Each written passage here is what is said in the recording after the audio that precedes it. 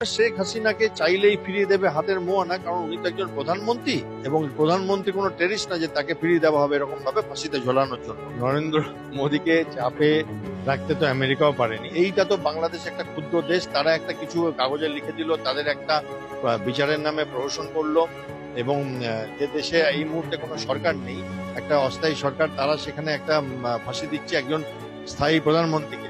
হাস্যকর ব্যাপার, নাকি কি ভারত গিয়ে ডেকে এনেছিল, না বাংলাদেশের সরকারি মানুষেরা সরকারি হেলিকপ্টারে করে ভারতে পৌঁছে দিয়েছে। বাংলাদেশের আজকালকার যে গভর্নমেন্ট, তাদের একটা উদ্দেশ্য আছে, অসৎ উদ্দেশ্য, ভারতকে নাস্তানাবুদ করবার। মাঝে মধ্যেই তারা চিকেন নেক, মাঝে মধ্যেই সেভেন সিস্টার নিয়ে কথা বলে, বঙ্গোপসাগরে তারা নাকি গার্জিয়ান বলে। যখন 1971 সালেও আমরা ডিসিশন নিয়েছিলাম, আমেরিকা আমাদের উপর ক্ষুব্ধ হয়েছিল বাংলাদেশের বিরুদ্ধে।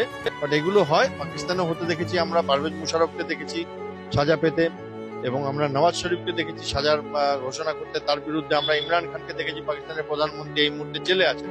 তো ফলে এই এই এই ব্যাপারগুলো এরকম ক্ষুদ্র ক্ষুদ্র দেশগুলোতে হয়, বাট সেটাতে ভারতের কোনো চাপ নেই। ভারতের একটাই চাপ যে বাংলাদেশে হয়তো এখন রাস্তায় অনেক ঝামেলা হবে, কারণ বিশাল বাহিনী আছে, সাপোর্টার্স আছে যারা আওয়ামী লীগের, তারা হয়তো ভারত বা বাংলাদেশের এই ডিসিশনের বিরুদ্ধে রাস্তায় নামবে। কোনো একটা সময় মিলিটারি শাসন হতে পারে, এবং সেই সব যদি হয় তাহলে আমাদের যে বর্ডার আছে 4000 কিলোমিটার বর্ডার, সেইখান দিয়ে দুস্থ মানুষ বা আতঙ্কবাদীরা না বেরিয়ে আসে, সেটা আমাদের চিন্তা করতে হবে। তার জন্য ভারত ব্যবস্থা নিচ্ছে। ভারত কিছু প্রস্তুতি নিয়েছে, আমরা দেখেছি মাঝখানে ভারত বড় বড় এক্সারসাইজ করেছে, কিছু পোস্ট তৈরি করেছে, বিএসএফ সজাগ হয়ে গেছে, ইন্ডিয়ান আর্মি সজাগ হয়ে গেছে, এয়ারফোর্স সজাগ হয়ে গেছে, ব্রাহ্মস একদম তাকিয়ে আছে। তো আমার মনে হয় সেইখান দিয়ে ভারত প্রস্তুতি নিচ্ছে। এর আগে আমরা দেখেছি দলাই লামা নিয়ে অনেক জল ঘোলা করেছিল চীন, কিছুই হয়নি।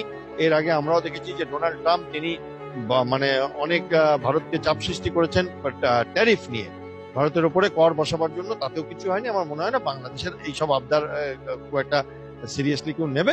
বাট ডেফিনেটলি একটা আন্তর্জাতিক ভাবে জল ঘোলা করছে বাংলাদেশ, আস্তে আস্তে সন্ত্রাসবাদী একটা দেশ হয়ে যাচ্ছে, মৌলবাদী ইসলামিক শক্তিরা সেখানে মাথাচাড়া দিয়ে উঠছে, জামায়াতে ইসলামের মতো এবং আনসারুল বাংলার মতো, এবং তাদেরকে ছেড়ে দেওয়া হয়েছে, বিচারের নামে প্রহসন হচ্ছে, এবং যারা বিচার দাবি করেছে তাদেরকে উকিল অব্দি দিতে দেয়নি। আপনি যদি দেখেন 3 মাস সময় আত্মপক্ষ সমর্থনের সুযোগ দেওয়া হয়নি, এবং শেখ হাসিনাও কোথাও তো আত্মপক্ষ সমর্থন করতে পারেননি, কারণ উনি এবং ওনার ছেলে যে স্টেটমেন্ট দিয়েছেন, আমরা অ্যাপিলও করবো না এই মৃত্যুদণ্ডের এগেনস্টে, কারণ এটাতে ডেমোক্রেসি নেই, তো সেখানে কিভাবে এই জুডিশিয়ারি হতে পারে।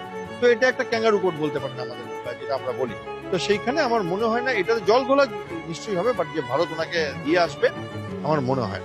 ইউনূস সরকার বা এখনকার প্রধান উপদেষ্টা এবং তার দলবল বাংলাদেশে কিছু কখনো কখনো আমেরিকা বা চীন বা পাকিস্তানের এজেন্ডা খেলছে, এবং তাই জন্য আমরা দেখতে পাই যে আইএসআই এর